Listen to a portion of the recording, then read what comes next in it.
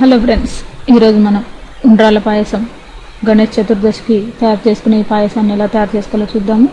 బియ్యపిండి 1 కప్పు తీసుకోండి, లేదా 2 కప్పులు. 2 కప్పులు పాలు, కుంకుమ పువ్వు పాలలో నానబెట్టుకోండి. కొద్దిగా పంచదార 1 కప్పు తీసుకోండి. 3 స్పూన్లు నెయ్యి, పచ్చి కొబ్బరి ఇలా ముక్కలుగా కట్ చేసి పెట్టుకోండి. ఇలాచీలు 3. ఇది ఎంతో సింపుల్గా తయారు చేసుకోవచ్చు. ముందుగా మనం వేడి నీళ్ళు మరిగించి దాంట్లో కొద్దిగా సాల్ట్ వేసి కొద్దిగా నెయ్యి కూడా వేసుకొని మనం దీంట్లో బియ్యపిండిని ఉడికించుకోవాలి. ఇది మనకి ముద్దలాగా రావాలన్నమాట. సరిపడా వాటర్ వేసుకోండి. ఇలా వేసుకున్న ఈ వాటర్లో మనం ఈ పిండిని ఇలా ముద్దలు లేకుండా దీన్ని ఇలా చపాతీ పిండిలాగా కలుపుకొని పక్కన పెట్టుకోండి. చల్లారిన తర్వాత చిన్న చిన్న ఉండ్రాల్లాగా చేసుకోండి. ఇవి చిన్న చిన్నవి ఈ సైజులో ఉంటే సరిపోతుంది. చూడ్డానికి కూడా చాలా బాగుంటుంది. చిన్న చిన్న ఉండలు ఇలా తయారు చేసుకొని మనం వీటిని పక్కన పెట్టుకుందాము. చూసారు కదా, ఈ విధంగా మనం 1 కప్పు పెద్ద కప్పు సైజు ఇలా ఉండ్రాలన్నీ తయారు చేసుకొని పక్కన పెట్టుకోండి. ఇది మనకి వినాయక చవితికి నైవేద్యంగా కూడా వినాయకుడికి ఇష్టమైన ట్రెడిషనల్ ఈ ఫుడ్ని మనం ఇలా తయారు చేసుకోవచ్చు. దీంట్లో మనం పాలు 2 కప్పులు మరిగించిన పాలు లేదా పచ్చివైనా పర్లేదు, వాటిని కాగబెట్టుకోవాలి 1 2 నిమిషాల పాటు.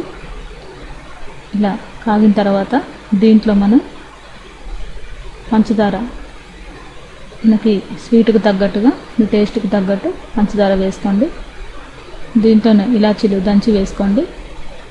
ఇప్పుడు మనం ఈ రెడీ చేసి పెట్టుకున్న ఉండ్రాలన్నింటినీ కూడా దీంట్లో 1 2 నిమిషాలు ఉడికించుకోవాలి. ఇవి కొద్దిగా ఉడికితే టేస్టీగా ఉంటాయి. పాలలో ఉడుకుతాయి కాబట్టి మనకి తినేటప్పుడు కూడా స్వీట్నెస్ అది తెలుస్తుంది మనకి. ఇలా 1 3 నిమిషాలు 4 నిమిషాలు ఉడికిన తర్వాత దీంట్లోనే మనం కొద్దిగా నెయ్యి వేసుకొని 1 2 నిమిషాల పాటు ఇలా పొయ్యి మీద ఉడికించుకోవాలి.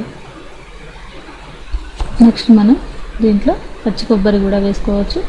కావాల్సిన వాళ్ళు నేతిలో వేయించుకున్న జీడిపప్పు బాదం కూడా వేసుకోవచ్చు ఇందులో. ఇప్పుడు మనకి పాయసం రెడీ అయినట్టే. ఇది మనం వినాయక చవితికి మనం దేవుడికి నైవేద్యంగా గణేష్ చతుర్థి రోజు నైవేద్యంగా పెట్టుకోవచ్చు. ఇప్పుడు మనకి ఈ పాయసం ఉండ్రాల పాయసం రెడీ అయినట్టే. దీంట్లో మనం ఇప్పుడు కుంకుమ పువ్వు పాలలో నానబెట్టుకున్న కుంకుమ పువ్వు వేసుకోవచ్చు. చూసారు కదా, ఈ విధంగా మనకి ఈ ఉండ్రాల పాయసం రెడీ అయింది. కుంకుమ పువ్వు కావాల్సంటే వేసుకోవచ్చు, లేదంటే వేసుకోకపోయినా పర్వాలేదు.